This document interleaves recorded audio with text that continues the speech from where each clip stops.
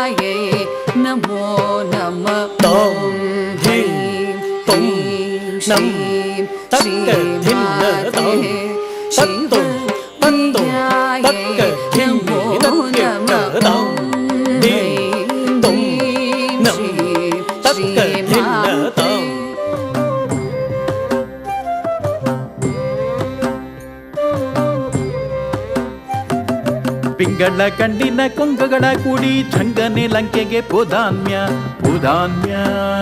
ಲಂಕೆಗೆ ಪೋದಾನ್ಯ